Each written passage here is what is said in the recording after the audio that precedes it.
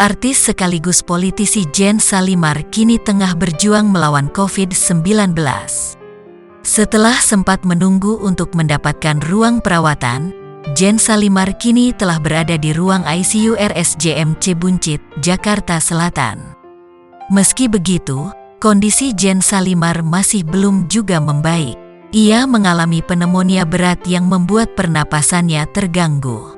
Jen bahkan harus dipasangi ventilator untuk membantu pernapasannya. Jen Salimar positif COVID-19 dan masih kritis.